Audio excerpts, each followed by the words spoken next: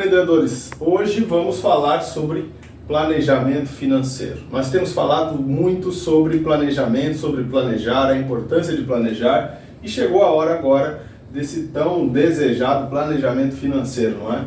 Muito bem. Bom, o que eu tenho aqui hoje? Eu, de fato, quando atendo meus mentorados, e nós entramos nessa linha de planejamento financeiro, e ao longo desse período agora, desses 3 últimos meses do ano, é muito intensa essa questão de planejar. Bom, para que isso aconteça e para que haja uma celeridade, uma praticidade nesse processo, eu tenho um conjunto de planilhas aqui, uma planilha com 10 abas, que eu disponibilizarei no link na descrição desse vídeo, para que você possa baixar, então trabalhar todas essas abas e ao final ter ali o seu fluxo de caixa, tá legal? Isso é muito importante. Bom, então eu já começo aqui com vocês. Nós falaremos sobre despesas, custos, receitas, alíquotas dos seus impostos, fluxo de caixa, lucratividade e decisões. Muito bom. Então eu quero começar aqui já com despesas. Vamos direto já para o assunto. E já começo pedindo a você, eu quero ser muito bem pago por isso, então por favor já deixe o seu like, encaminha para um amigo que é empreendedor. Se não for inscrito no canal, inscreva-se agora. Se não me segue no @lucianosilva 4.0 no Instagram, faça agora que dá tempo, tá bom? Vai ficar antenado com todas as novidades. Muito bem. Despesas e custos. Quando esse processo de mentoria inicia, é a pergunta que eu tenho que responder já de bate-pronto. Qual a diferença entre despesas e custos? Então vamos lá. Entenda o seguinte: as despesas, elas participam da parte administrativa da empresa, de toda a parte da administração. Então o que eu posso dar para você como exemplo? Aluguel. Aluguel é despesa. Outra despesa para você: água. Outra, energia. Outra, telecom.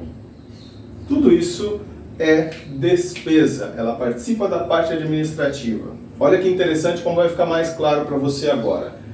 E a gente já volta para a despesa. Vamos falar sobre custos.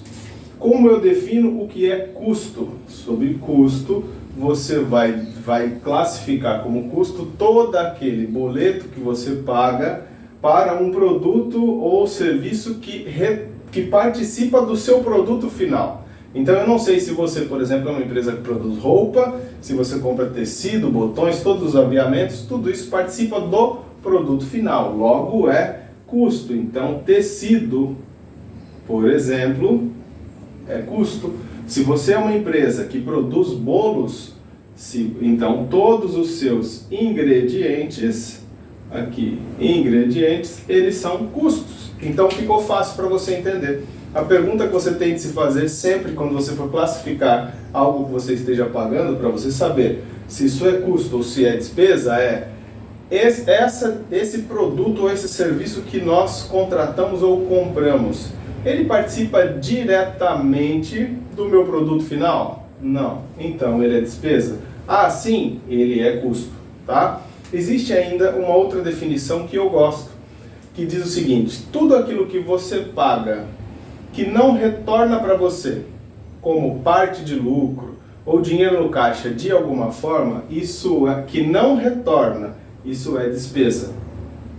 Tudo aquilo que você paga que retorna para você de alguma forma, isso é custo, tá legal? Mas se eu for resumir dentro do conceito que eu trouxe inicialmente, despesa está ligada a toda a parte administrativa da empresa e custos está ligada à produção e ao produto final. Tá legal? Então, aqui você já consegue classificar quais são os seus custos e suas despesas. Bom, por outro lado, para você preencher essa planilha, você levantará quais são todas essas despesas, todos esses custos, e você preencherá em cada linha, você vai preencher com esses custos e essas despesas. E mês a mês você vai lançar um valor médio do último ano que você pagou. Bom, muito bem. Tem um detalhe a ser considerado. Assim, para a receita também. E o que você deve considerar? Quais são as novas metas para 2023? Porque para 2022, sei lá, você faturou 300 mil. Para 2023 você quer faturar 390, você quer faturar 400, meio milhão, 1 milhão. Se você quer faturar mais, você sabe se falando de aluguel, se esse espaço em que você está hoje, ele comporta?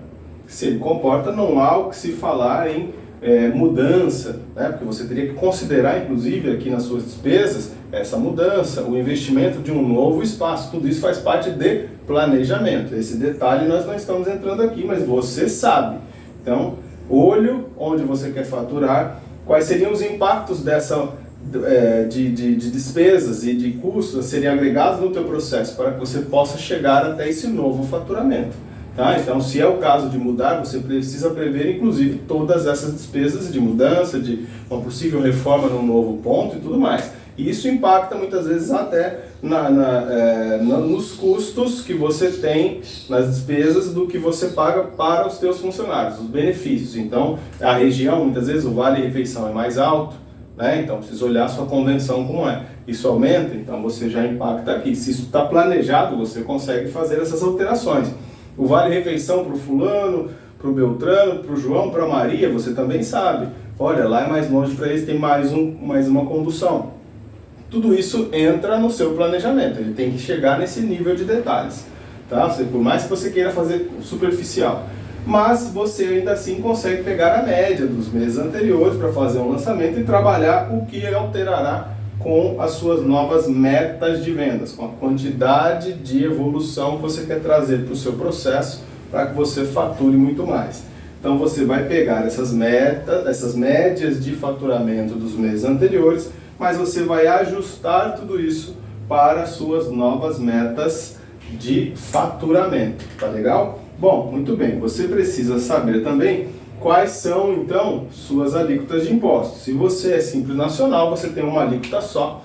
Mas se você já sabe, por exemplo, que você vai ultrapassar o limite e que você vai entrar numa outra, vai descaracterizar o Simples Nacional, por exemplo, você já deve considerar isso. Tá? Então, se você planejou o faturamento mês a mês, você sabe em que mês que você vai, por exemplo, ir para um outro regime.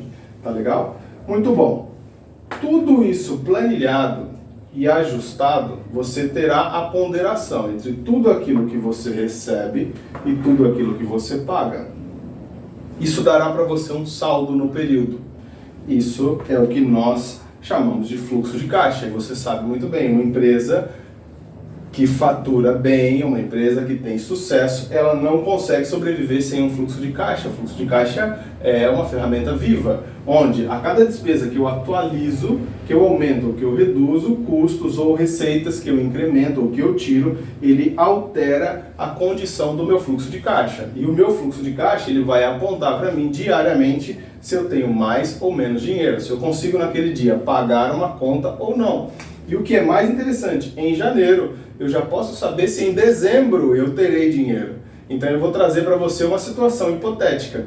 Vamos imaginar que a sua despesa mensal seja de 20 mil. 12 meses você terá uma despesa total de 240 mil. E que no primeiro mês do ano você já fez uma venda que deixou no seu caixa, deixou líquido para você 200 mil reais. Sem um fluxo de caixa, muitas vezes você olha para esse dinheiro e pensa, nossa, estamos cheios de dinheiro.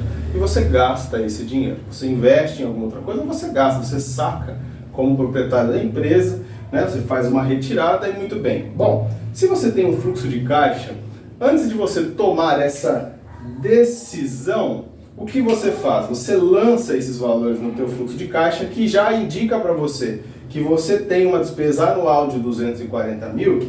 E quando você fizer esse lançamento, ele vai mostrar para você o seguinte, que não é que você tem 200 mil sobrando, você tem 10 meses do seu custo fixo mensal no caixa. E que os últimos 2 meses do ano estão descobertos. Esse CEO da empresa, diretor, proprietário, você que está à frente do negócio, esse tem que ser o seu raio-x. É aí que você tem que olhar. Porque você precisa entender que ainda tem 2 meses descobertos e que você precisa trabalhar esses 2 meses. E no exemplo hipotético, graças a Deus, você tem aqui um ano inteiro ainda para trabalhar. E você vai buscar cobrir esses 2 meses para que você possa continuar trabalhando para atingir as metas estabelecidas, ou você pode ali até aumentar a meta, se for o caso, tá? para que você possa ter ainda mais dinheiro no caixa, para que você possa fazer novos investimentos e você vai retornar nessas planilhas e você vai fazer a simulação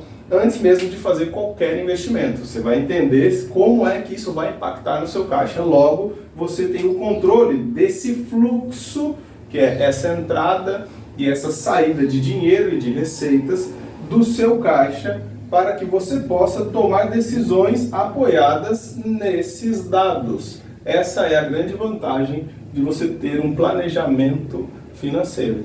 Tá legal? E o fluxo de caixa também, mês a mês, ele vai te dar qual é o resultado. Se eu tinha 20 de despesa e eu recebi 40, sobraram 20. Olha que maravilha, eu tenho 20 mil no caixa. E você começa a avaliar qual é a lucratividade do seu negócio. E isso é mês a mês. É possível que chegue próximo do negativo ou que entre no negativo. É onde você também, avaliando os meses adiante, você pode entender se você precisa mexer ou não na sua margem de lucro. Isso vai aumentar ou diminuir a sua competitividade, mas tudo isso você poderá fazer a partir de um planejamento financeiro, onde você vai considerar detalhadamente suas despesas, seus custos, todas as suas receitas, os teus impostos, as alíquotas já previstas, e você vai então utilizar com tudo isso esse fluxo de caixa que é fantástico para que você possa então entender se você tem mais ou menos dinheiro, se você pode contratar, se você pode aumentar sua capacidade produtiva, se é o momento ou não de vocês mudarem do espaço em que vocês estão, agregar um outro tipo de serviço, tudo isso fica na mão do fluxo de caixa. Então, qual que é o grande objetivo desse planejamento financeiro? É que você tenha um fluxo de caixa real, com informações mais próximas da realidade possível, atualizado, para que você possa tomar decisões baseadas em dados. É isso. Bom, ficamos por aqui. Novamente peço a vocês, curta, se você gostou, curta, encaminha para um amigo que seja empreendedor. A planilha já está à disposição, você pode clicar no link, baixe a planilha, se tiver dúvidas, deixa nos comentários e é isso. Por aqui ficamos. Um grande abraço e até a próxima.